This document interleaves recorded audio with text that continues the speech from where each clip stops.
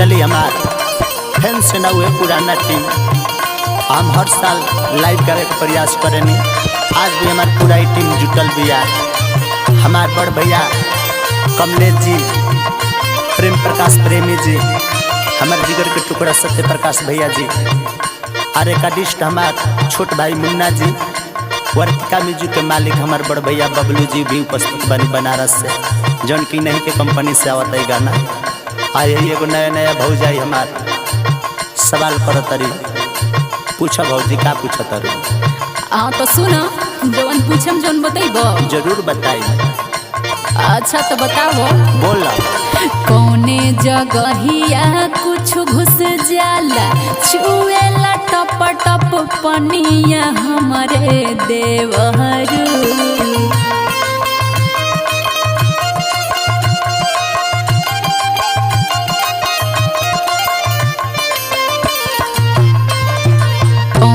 जगहिया कुछ घुस जाला, छुएला टप टप पनिया हमारे देवहरू। हमारे प्रश्न के सही दीह जवाब हमारे देवहरू।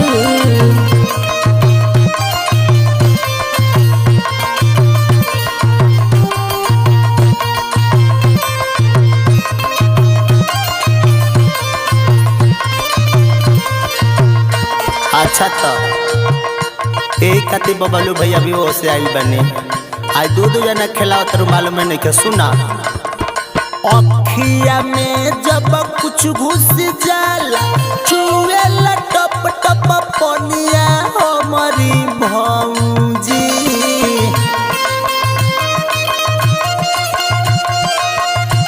ए भौजी सुना। अखिया में जब कुछ घुस जाला, छुएला टप टप पलिया हमारी भौजी। आ तोहरा प्रश्न के ही है सही जवाब हमारी भौजी।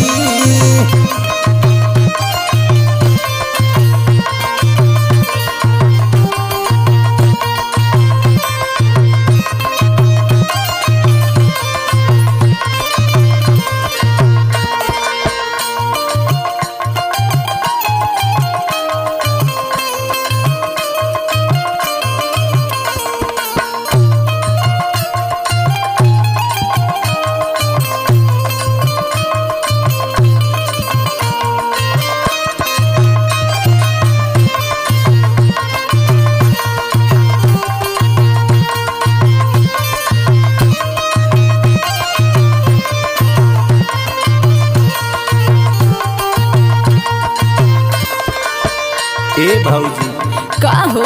और कुछ पूछे के बाद पूछा। तो सुना। बोला बोला।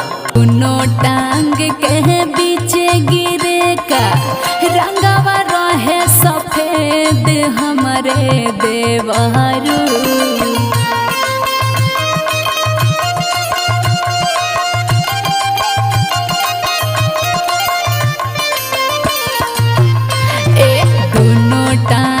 के बीच गिरे का, रंगवा रहे सफेद हमारे देवहरू।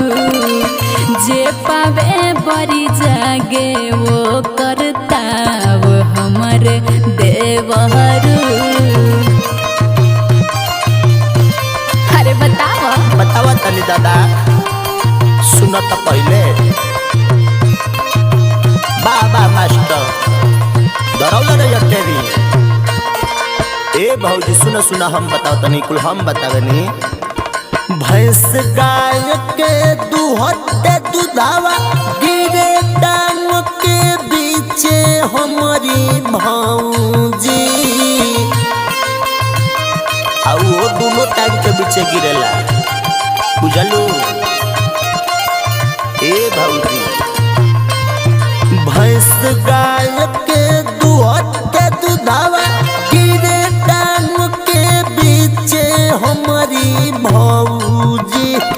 जे पावे वो पर बढ़ी जलता हमारी भौजी।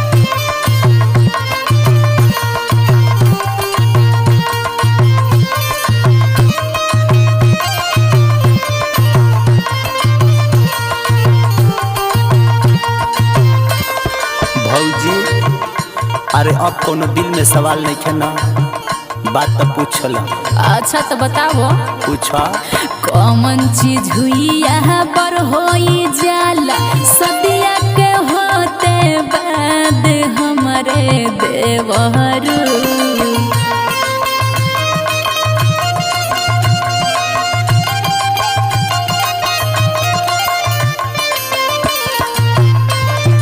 कौन चीज हुई यहाँ पर होई जाला सदिया के होते बाद हमारे देवहरू।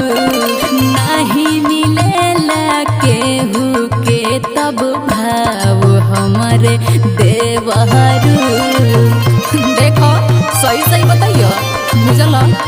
एकदम सही बोलम भौजी।